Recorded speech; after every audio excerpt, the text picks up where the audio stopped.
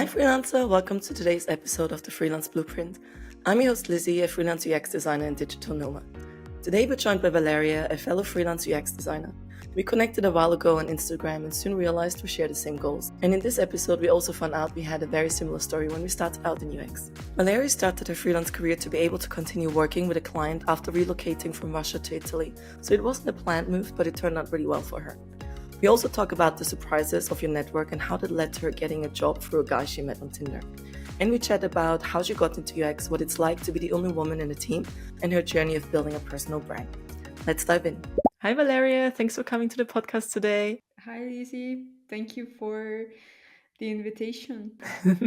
Where are you calling from? I'm in Milan. I live here. I work here. I'm not a traveler, unfortunately, like you. Nice. If I wouldn't know anything about you, but I would meet your best friend, how would they describe you? Well, I think they would definitely say that I am a really hardworking person. So they would say that I'm a designer. I think they would say also that I'm sweet. I mean, at least I'm trying to be like this. When they say you work all the time, what is it that you're working on? I create design for apps and websites sometimes, so web apps. Yeah, I really like it. I also do some content creation about this, but you already Which is know how we this. connected. Yeah. Right. You know, they say to choose a job, maybe try to think of something that you would do also without money. So I really cannot imagine myself without designing. Even when I have some tasks when I don't have to do design, I just cannot skip this part. What are you currently working on? Now I have few projects. So the main one is the web platform in the cybersecurity sector. So basically it's a B2B platform for the experts in cybersecurity. I really like this project. It's really complex, but I think I've learned a lot working on that. It was also my first B2B project. It's lots of dashboards and some technical specific stuff. Recently, I filmed the content for the course. Actually, today, maybe tomorrow, I'm finishing the editing last two videos. I think I Congrats. filmed more than 10 hours of content. It Wow. was so difficult. Yeah. So we're doing this course on web design. Yeah, basically, I work with this team, and they already had the course on web design for starters.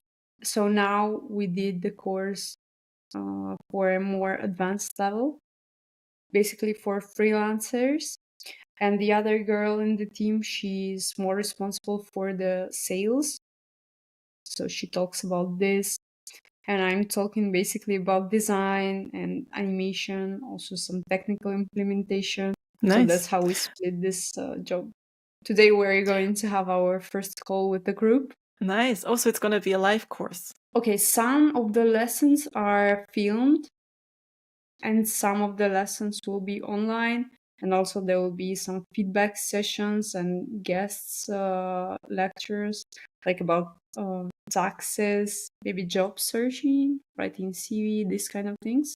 So we invited experts to talk about these things. Perfect. I think it's very useful because I actually had a podcast recently with Denisa, and she also works on a Yeah. course which it's not just about how to do UX, but also how to actually market yourself. And I think a lot of courses miss out on that part. What was it for you that got you interested in design? You know, I've been into art since I'm the child. I think I started to draw um, very early, maybe in kindergarten or something like this. So I did the art school for 6 years. Then I studied in the architectural school. That was basically, we went to a normal school for the 4th day of the week. And the 5th day we went to university to prepare ourselves to apply in the architecture university. So I was going to be an architect, but instead I'm a UX designer. So how did that happen? How did you go from studying architecture into UX design? Okay, so I'm from Voronezh. the city that is how my city is called. It is in Russia. It's a relatively small city, 1 million of inhabitants. I was going to apply for the university there. That's why I was doing the courses to prepare myself. But then 3 months before the final exams in the school, I've decided to apply in the university in Moscow. But for the architectural university there, my level was not so high. So I decided to switch, and I found the university. I found the design university, and I applied for graphic design, and I received a positive answer from them. And so I did my bachelor in graphic design.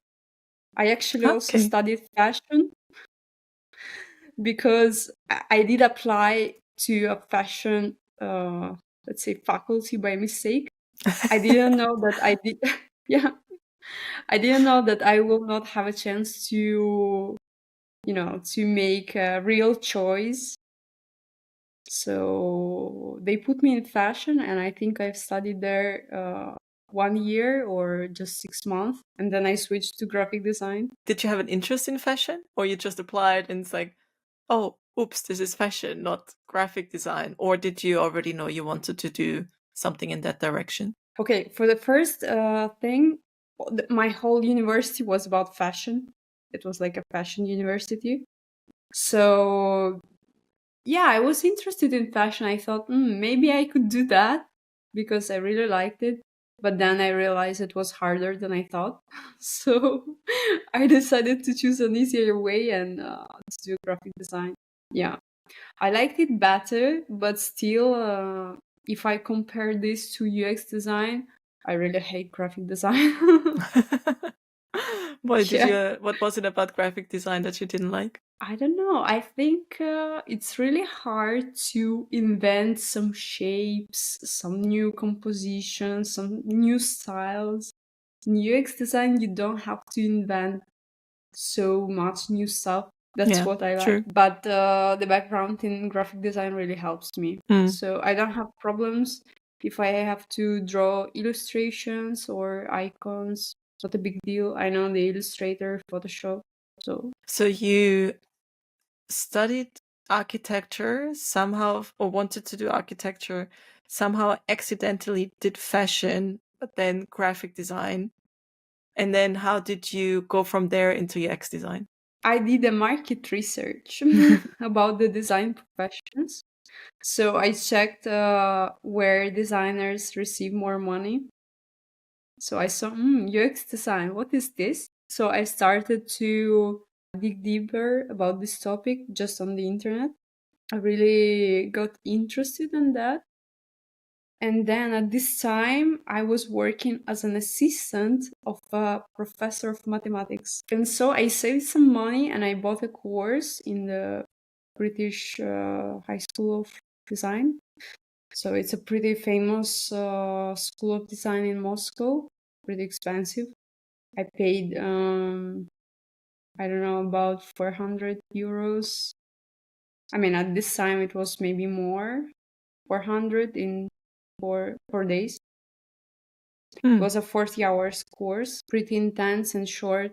Yeah, every day we had 10 hours of lectures, but I really fall in love with this profession after these 4 days. Yeah, so after this course, I did a portfolio and I got my first UX design job that was specifically on UX rather than UX UI. So yeah, it was a strange company, by the way. Yeah, so I just applied on some websites with the job positions, and I got an interview. The product owner who had an interview with me was really nice. Yeah, I think also he might hire me because of the school, because as I said before, it was famous. So I told him what we were doing there. I showed him my portfolio, and like this, I got hired. Maybe after a few months Mhm. of this short course. But it was also 7 years. So the market was not saturated. Okay. So it was a 4-day course. So you basically more or less paid £100 every day, and it was like 10 hours every day. Yeah. So basically it was like £10 per hour, which I think is quite good. And you got a job very quickly after that. So looking back, would you still think £400 or €400 Yeah, is a but lot? my salary was about 200 per month. Oh, wow. Okay. Yeah. Yeah. Well, but it looks like it was worth the investment. Yeah, totally. I actually I studied later again in this school, so I did a 3 months course. Um, I studied in the university, I worked, and I did this 3 months course on art direction. It was also connected with UX design, and they were really nice people in the group. Nice. But the first one was my top because the curator of this course was the design director of one of the biggest banks in Russia. He's really cool. Now he's in New York, he's not in Russia anymore. So you didn't just pay for the education of that course, but you also paid for the reputation of the teacher. I guess more the reputation of the school. And once you got that first UX design job, did you feel like, okay, this is the thing that I want to do for the rest of my life? Or did it feel a bit like, I'm not sure, or this is fashion, or you got into it by accident, or what is it like? No, I really liked the job. Maybe the company was a bit weird because our project was to do an app for parking. That is actually cool because the whole city uses your app. Nice. Yeah. But it was a bit strange because I was proposing some ideas. It was okay. But then my product owner left the company and they hired a new one. Oh my God. At this time, I was already using Figma, and he was saying, "What the fuck are you using? Like, What? what kind of program are you using? Mm-hmm. Like, use Photoshop like normal people." Oh, this is so Yeah. funny. My first UX job, before I even knew what UX was also for a parking app. And it was actually really terrible because it was very male. We were only 10 people at the time, and there was one other woman, and I was an intern. And there was another intern, but we only had like 1 week or so of overlap before she left. But there were days where she would go to the bathroom and cry. And I later found out why, because it's just very it was and I'm not going to get into detail with that, but yeah, it wasn't great working with them. And I remember when I started doing UX officially after that company, I also designed in Photoshop because Figma didn't exist, and the only UX tool was Sketch, but that only worked for Macs and not on Windows. So I had to Yeah. work in Photoshop, and it was so inefficient. You didn't have components. You didn't do one color change in your guidelines and that applied to everything. You had to go into every single Photoshop file and change things. So it's crazy that your product owner went to you and said, like, why are you using Figma? Use Photoshop. Yeah, he didn't know about Figma, and I already knew that Figma was better. Can you imagine this? Yeah, crazy. Actually, the atmosphere, I think, was a bit similar to what you described. I don't think we had any woman in the office, but it was fine until like this product manager that was working there, that hired me, was there. But when he left, the new Mm. guy didn't listen to me. Didn't listen what I proposed to change in the app. And our app had rating 2.5. And still the whole Yeah, city was using it. yeah. Because there was no alternative. It was similar with the app that I worked on. So I was an intern and I did a little bit of everything. And we had one person, the other woman, she was doing marketing and she analyzed the data. So we used Mixpanel at the time, and it would tell you what users are doing, where they are clicking, and things like that. And she said she thinks people don't actually know about the feature. Either the app doesn't track it properly, or nobody clicks on things. And the boss at the time, he used to work in an advertising agency. He did the initial designs. He said that's not possible. It's like a clean red button at the bottom. And it actually was an edge to edge. It almost looked like a banner. So people didn't even realize that it was a feature. And there you could find the nearest and cheapest parking. And she said that nobody clicked on it. Either that or we don't track it properly. Let's do some user testing. I didn't even know what user testing was, what it was called, but we got some people into this little muggy office in Old Street in London, and they got some pizza for free for their time to do the app.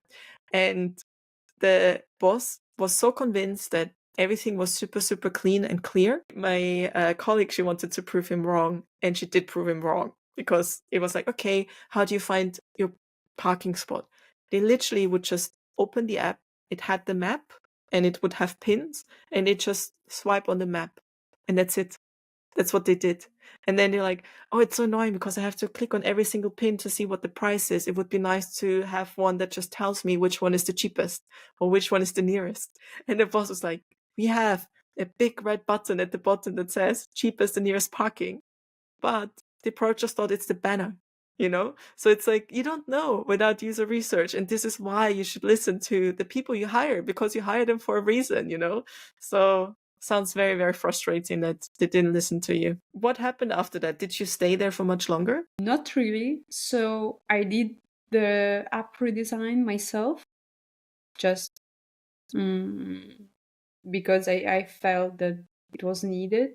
But of course, it was not implemented. Nothing. No. And in some time, they just said, we don't have work for you. I said, okay. And at this time, I didn't know what kind of laws applied when people say, when the companies say that you're fired. So basically, I said, okay, then I'm leaving. So I left.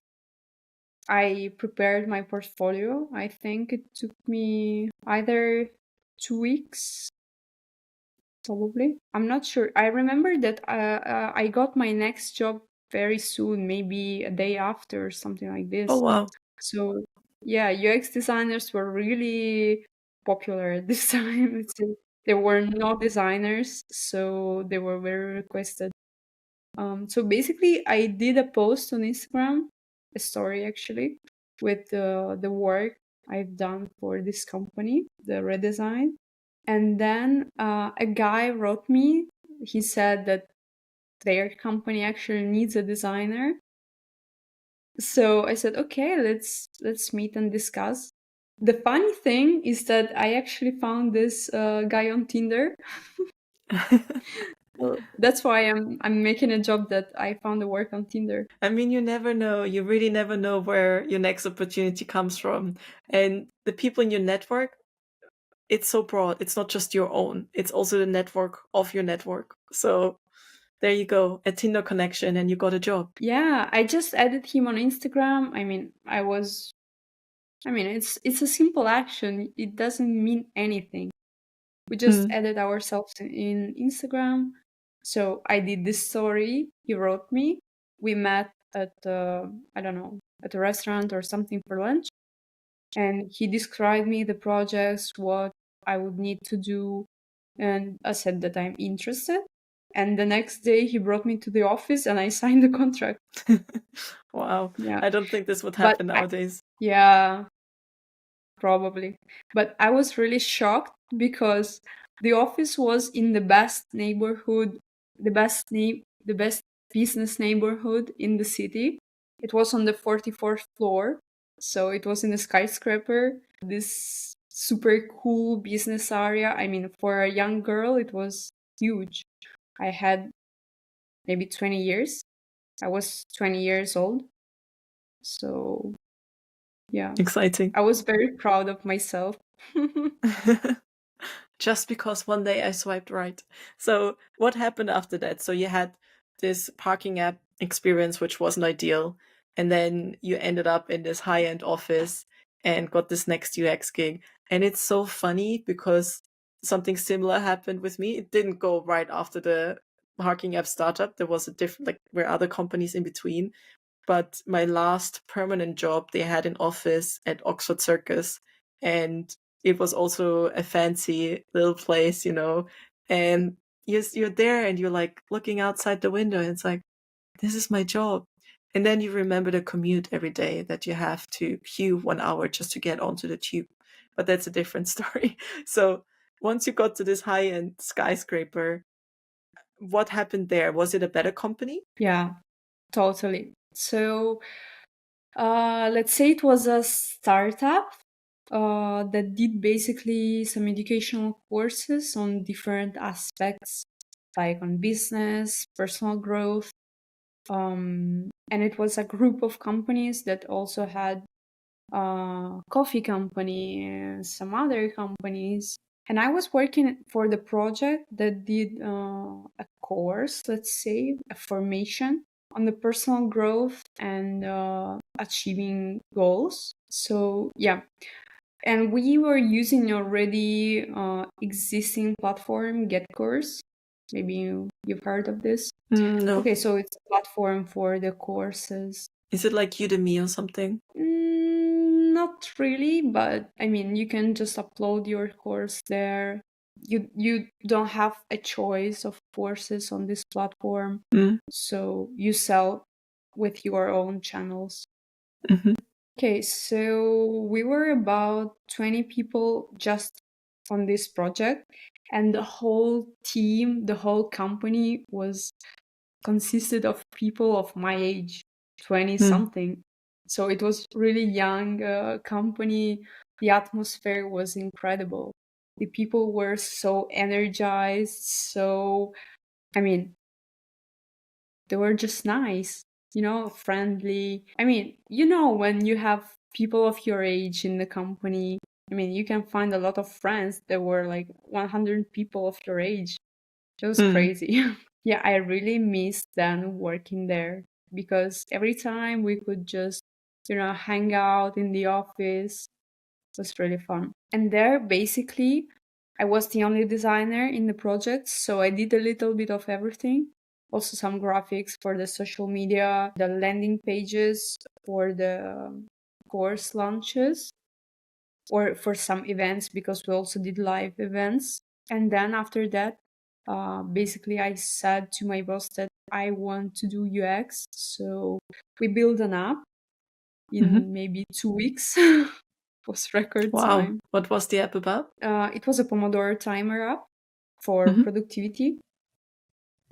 Very simple, but we wanted to have our own app made in our projects, let's say, made in our project. After that, we wanted to build our own platform for the courses. So basically, the company was switching to the edtech direction. So that's why we took this project of building the whole platform for the courses of the company, let's say our own platform for the courses of the company. The problem was that we didn't have people who were actually capable of building such platform. There was only me that basically I switched from a designer to a project manager because I was pushing the whole project. I found a designer for this platform. We took some consultations from some other product owners, but the project was really huge and we didn't have the financing for the building it. I mean, for the developers, the most expensive part. So you designed it, but could you implement it? Yeah, that was the problem. The team of the developers that we were partnering with, let's say, not partnering, they actually did the work for us. So it was like a developing agency. They didn't do their job well, so the products never worked, unfortunately. Yeah, and at this time I was really burned out because I didn't know how to build such projects. Imagine, it was my second job and it was maybe after 1 year in this company. So I decided to switch, and I was looking for a new job. And then I found a job at Kaspersky, and I moved there. Okay. And how did you transition into freelancing from there? So I worked there about 2 years, I think. There I grew from the junior designer to just a middle position. It was really fun also working there because it's a huge company, there are 4,000 people, I think. I really liked it. But then for years, I had an idea about moving to Italy. So I had this dream, let's say, to move to Italy. So I started to research how can I do it. And basically, the university was the way to do it. So 1 year before me coming here, I applied to the university. I actually applied to only one university because I really liked the program. And in some time, I realized that they accepted me. That was great because my university is one of the best universities in the world in design. So which one was it? Politecnico di Milano. But there I did the course of product service system design. That was not UX design, but it is about the product that could be physical or digital, the service. So basically the business idea, let's say, and the system. So how do you connect all the actors in this service? Let's say it was bigger than UX, and it gave me another perspective on startups, apps, and services. So you moved to Italy after having worked in UX in Russia, and you studied more design, got into product design. How did you start your freelance career? Okay, so 1 year and a half when I was doing my master, I was working also. And I was working again for Kaspersky, but through an agency because they didn't allow me to work outside Russia. So basically, an agency hired me to work for Kaspersky as a client. After some time, let's say I always wanted to have a more business perspective on design. So I started to explore the possibility of opening an agency in Italy. And basically, I wanted to partner with my ex-boss and create an agency here. And basically, I would be responsible for this. So for this, let's say, company side, for the Italian company side. So I did some research about the, let's say, how do you do it legally? And I did some consultation with the lawyer, and she proposed me first to become self-employed, basically, because she knows these rules and taxes, this kind of stuff. Okay, then I had this talk with my boss, and it was really weird. It didn't end up well. Oh, what happened? So I told him that I'm going to be self-employed because it will be, let's say, better for me in terms of law and taxes, and also my residence permit here in Italy. And suddenly he got really upset about this. So I didn't even start saying that, like, what kind of contract we can have between us to be partners. And suddenly he said, so I guess we will not work together. Yeah, I was a bit surprised, and I felt really bad when basically you work with the person for more than a year, and then he says, like, we stop in 2 days or in 3 days. It's not how the business is done, I think. I think business relationships are always a bit tricky because, yes, business is one thing, and then the personal stuff is it's difficult to manage when, especially when you become friends, or when, let's say, you're on the same level in the company. You're, let's say, both of you are junior, and then one of you progresses and maybe eventually becomes your manager, even though you started around the same time. It always adds a weird dynamic. And I had managers in the past where you can tell they really want to be your friend, but it just automatically adds this barrier, this little fence between you. Like, for your lunch break, you don't want to have your manager on the table because maybe you want to talk. And that's one thing that I found so interesting about the British people. They talk at work, how drunk they got the last night or the last weekend. In Austria, if you did that, it would be so bad for your reputation. And I feel like in the UK, it's the opposite. And anyway, so you wouldn't want to talk about these things with your boss, but there are some managers who want to be a friend. And it's always tricky when these things happen, especially if there's a miscommunication. So maybe he wanted to work with you, but because you said you're going to be self-employed, he thought it means, oh, you're going to do your own thing rather than we're still going to work Exactly. together. Exactly, but I think I didn't really had a chance to explain my plan better. I could say I kind of regret it because it ended up like this because we really had nice relationships. He has lots of experience in running an agency and he's a male, so I could really learn from him because probably the stuff we discussed the last time, the imposter syndrome, the searching for clients, naming prices, he didn't have problems with this. Mm-hmm. And now I am dealing with this myself. But it ended up like it ended up, so yeah. But the client that I was working for through an agency, basically I told them what happened and they just offered me a contract themselves. They didn't want to switch designers. They just wanted to continue to work with me.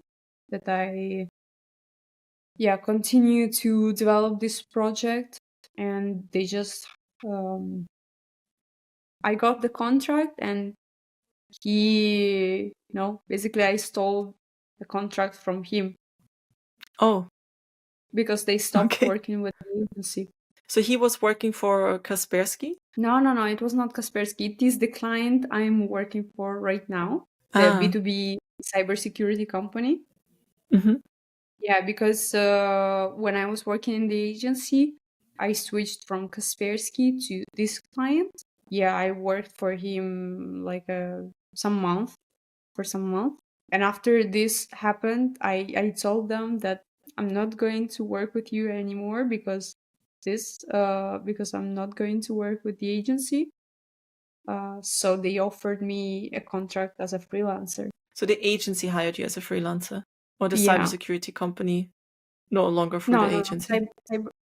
First, I was working for the agency as a normal worker, let's say. Mm-hmm.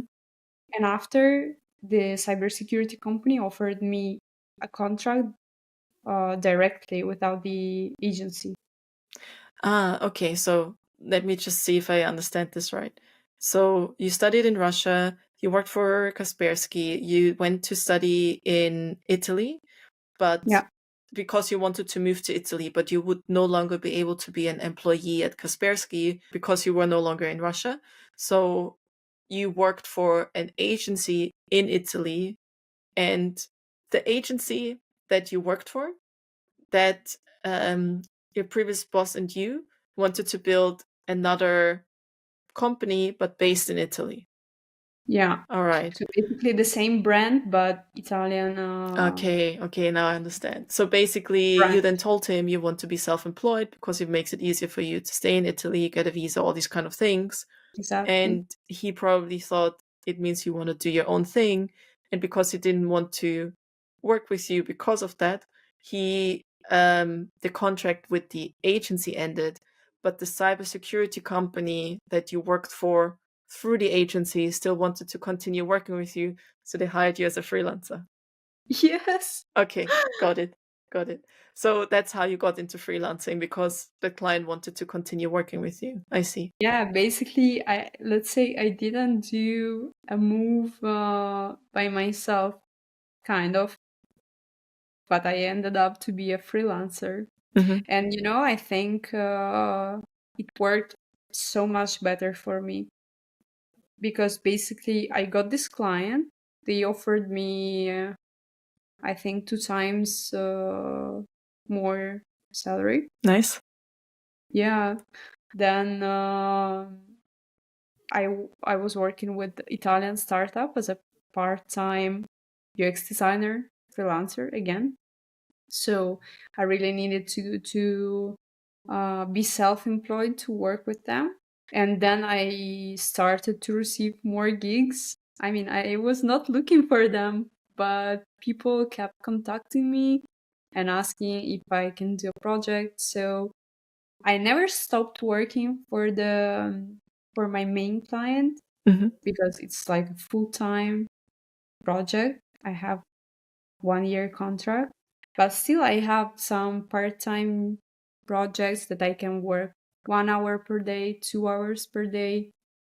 Sometimes I work weekends, Mm. unfortunately, but I'm too responsible. I cannot leave my other projects. When you say the clients come to you, how do they find you? Okay, with someone we've already worked before. Um, for example, there was this guy. He's like a startupper. He launched few companies, and then he wanted to launch like an online banking app for creators. Hmm. So he contacted me. I don't remember where he found me. He found me actually at the first place, but we already worked before with him.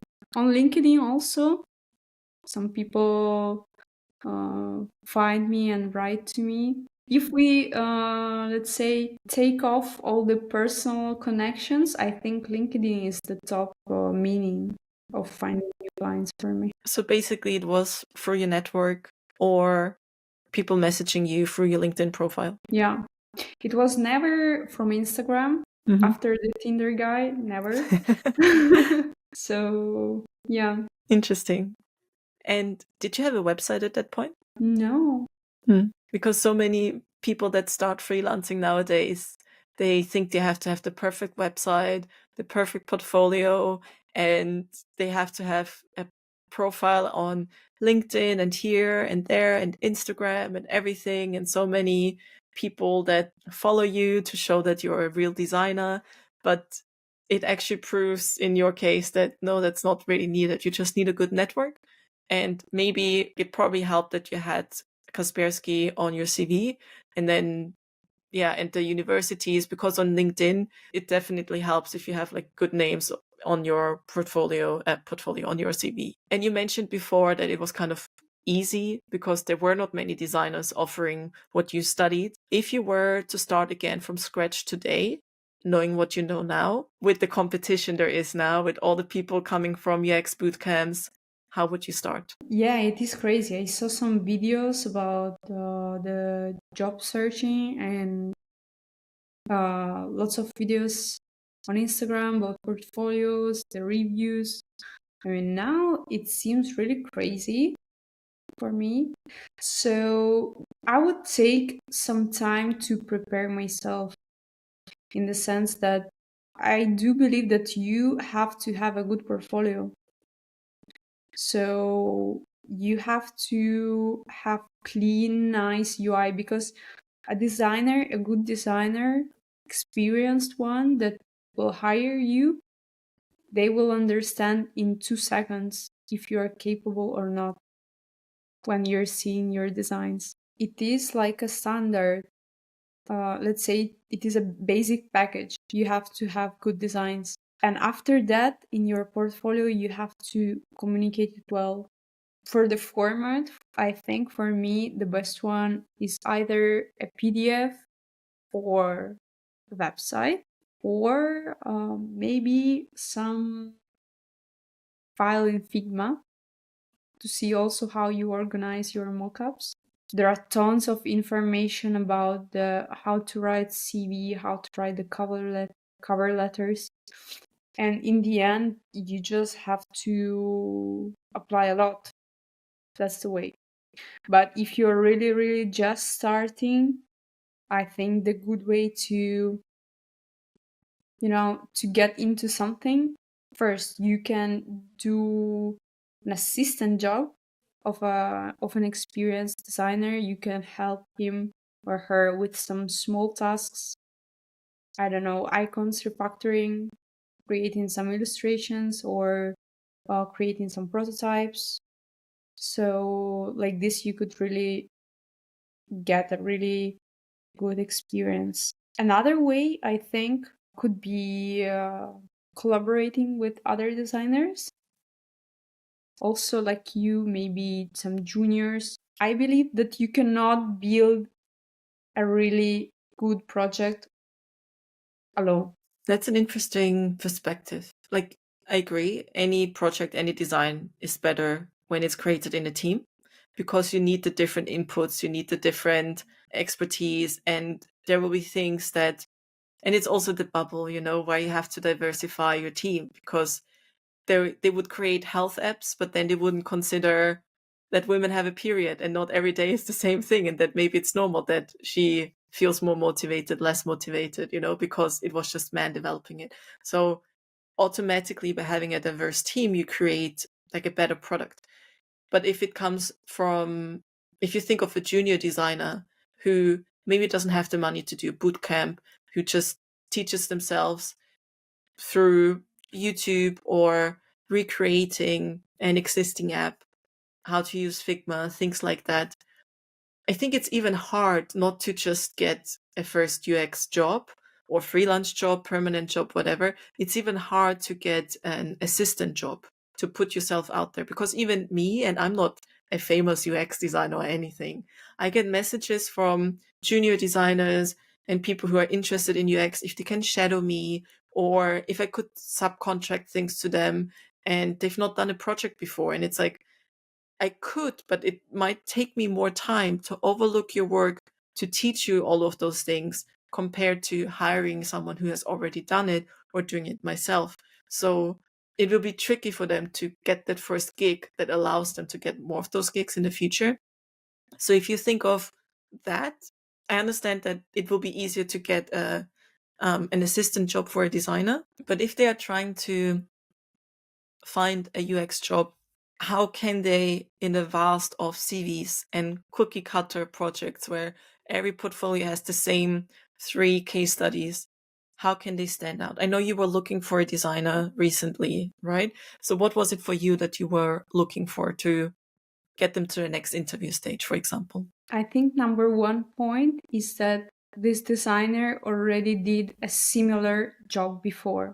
Probably you, as a young designer, could choose some niche, for example, crypto projects, and push into this niche, do projects for this kind of clients.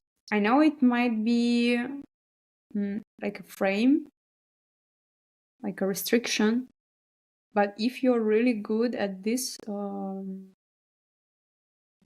niche, it's more highly likely that you will get hired. Often you see job applications where it says, oh, we would prefer if someone already had experience in architectural stuff or the housing market or things like that, because they don't have to explain people the industry. And it happened to me personally in the past where whatever is in your portfolio is what you're going to attract more of. And I had an AI-based dashboard project, and I don't know why I'm not even marketing this project, but maybe it's something that was a bit more rare that designers worked on.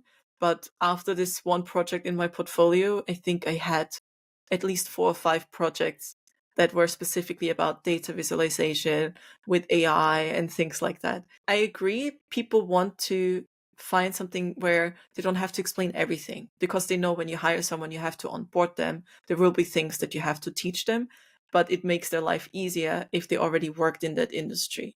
So you were basically looking for someone who has worked in something or like done similar things as the project you were trying to subcontract?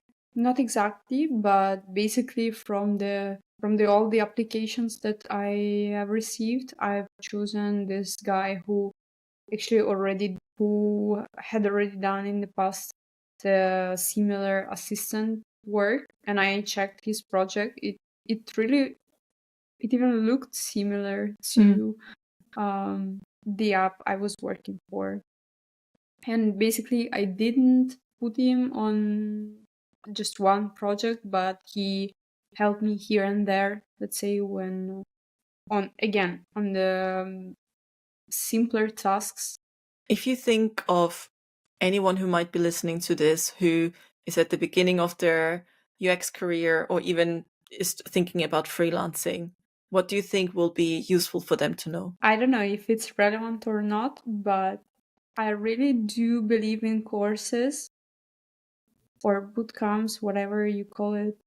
And I think it's really worth saving money and buy a course. I mean, a good one, not just. I know that there are lots of courses on the market right now, so research the reviews. Go ask people who already done this course. Save money, buy this course. People on this course will help you to get in the career. Basically, you can spend years of watching videos on YouTube, structuring information, reading books, but it's not said that it will get you a job.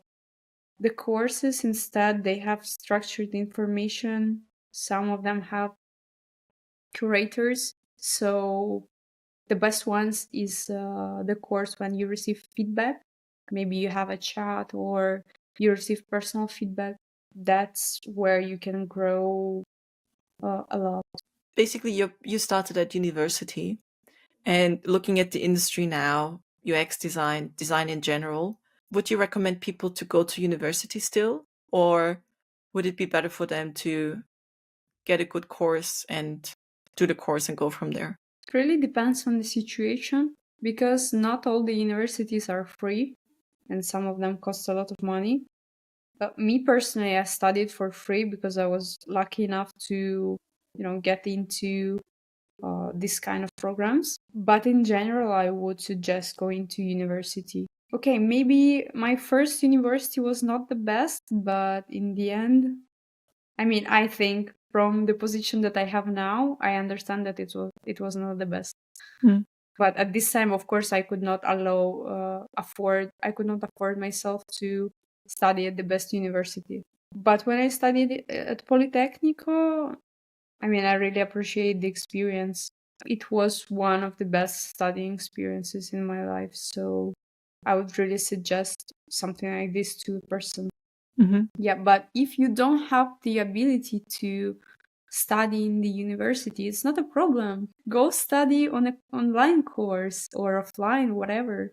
If you don't have an ability to afford a course, go on YouTube. There is nothing that can stop you in becoming a UX designer. I agree. Like if you have access to the internet, even if you don't have a laptop but you have a phone, you can watch so many tutorials and learn so much about it. But yeah, we don't have Figma on mobile yet, so it will be tricky to design stuff and execute it. But there are ways, and you can always go to a library and try Figma from there. So you mentioned before that you kind of got into freelancing by accident, but also you were thinking of running your own agency, like the Italian branch, together with a colleague. So it sounds to me that you have quite a business mindset. Did you always have that? Or is it something that got shaped during university? Or did you grow up with people that had their own business or were freelancers? Or was this completely by accident? I think I've always had some sort of business mindset. Even if I'm a designer, I always look at the business side. And if I see that something on the business part doesn't work, I always say this to my client or my manager, whatever. I feel like I was always like this. A couple of times I was trying to start my business in not a design related field. I don't know. I just have this approach inside me, I guess. Even if I am on a job, I'm hired. Um, I cannot hide this. Let's say there is always something inside me that wants to take more responsibility, to manage also, I don't know, to do some optimization, to get into other direction of business, I don't know, marketing, whatever. It is something that is always with me, let's say. Um, it is more stressful because when you just have a job, you don't have to worry about anything. You have your salary, you have your vacation days. It is okay, but I'm not always happy with this. I want something more always. And you're creating it for yourself now. So you have your own business and you're going to grow and you're going to Yeah. keep challenging yourself. Yeah, I actually wanted to talk to you about your whole journey on social media because as a freelancer, you also have to put yourself out there. And we came across each other on Instagram. I don't remember how, but I also remember when I came across you. I don't remember how long ago it was, but back then you had like, I don't know, just under 100 followers. And now you like grew quite a bit. Congratulations. I know how hard this is. Tell me a little bit more about your whole social media journey. Let's say it is at the same time my hobby and my work. I always like the social media, Instagram. I like to study how the algorithms work. I like the social aspect of it, obviously. I like the content creation. Again, it is something that I always like to do. So, few months ago, I just decided, okay, I need to do that for now without stopping it because before that, I tried again a few times, but then I stopped, I changed topic. So I decided that I want to build a community and a personal brand because, again, as you said, it is really important for, I don't know, anyone who wants to build something online or even offline. It is very important for freelancers because it can get you clients, can get you visibility. It doesn't even important so it's not so important what kind of business you're doing or you will do in the future. If you have personal brand, if you have a community that follows you, you're gonna be successful if you know how to manage this. So this is my goal. Basically, I've always had this idea to create a course for designers that basically I'm already doing just with other team. But again, I'm creating lots of educative content for designers, at least not now because this course takes all my time. So I just don't have time for anything, sometimes even for sleep. Oh, you should prioritize your sleep and yourself. I think that's another thing that many people that start freelancing, running their own business, or just want to climb the corporate ladder, whatever it is their goal is, they often forget that, hey, we just have one life. And the reason we work is because we want to enjoy life, not the other way around. So Yeah. look after yourself. But also, I get it that sometimes it's just a phase and you know you have to push through this hardcore phase so you can relax later. But still, you need your sleep. It makes you more efficient as well. No, no. Okay. Usually with the sleep, I don't have so many problems.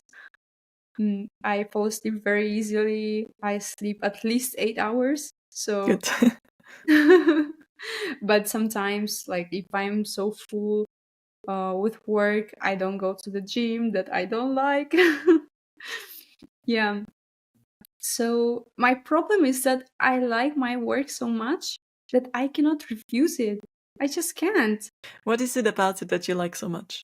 Okay, I like that I have different tasks. I can design, I can delegate some stuff, I can create content, I can teach. There are four different works, let's say, and I like this diversity. Nice. Well, thank you so much for joining today. Before I end this conversation, there are 3 questions I asked all my guests, and one of them is, would you ever go back to a permanent job? It depends. How much money do they offer to me? No, it really depends. If it is more than I'm making as a freelancer, why not? So is it the money that would motivate you, or is it also that you have the freedom to do the things you want to do with your business? Well, working in the IT, I think you have all the freedom. For example, working in Kaspersky was the best. We had the masseuse in the office. Oh, wow. Our 2 gyms, saunas. I mean, what do you need? Nice, yeah. Okay. And if you could go back in time to, let's say, the conversation you had with that colleague or your previous boss who you wanted to build this branch with in Italy, what would you today tell your past self at that time? That's a hard question, actually. Or what would you tell yourself? Like, knowing what's going to happen after and everything, what would you tell yourself? When something happens, you don't always know if it's gonna lead to something good or something bad. In my case, I think it was really good. I guess that it's gonna get better. Good. Nice. And if you think of 5 years from now, where your business might be, maybe you created more than the one course that you currently worked on. Maybe it's become super easy for you to create courses and it's not going to take as much of your time anymore and you can sleep more and do more work. What do you think your future self 5 years from now would tell you today? Well, I hope I will tell myself that everything that I've done, all the time that I've worked so hard, it was purpose. It did lead to something good. Nice. Thank you so much again. And if any of the listeners want to learn more about you, where can they find you? My Instagram, basically, I send the only link because my name on the other social media is the same. It's UX by Vale. And I just want to say thank you so much for inviting me because I know what kind of guests you have here on the podcast. I mean, I'm really honored to be around them. Well, I mean, it's about interviewing freelancers, not just those that have already made it or that have a huge following, but also those at different stages, because I think it's more relatable when you compare yourself to someone who is in a similar stage or just a little bit ahead of you or just a little bit behind you, because we often forget how far we've actually come. And it can be very frustrating if you compare yourself to someone.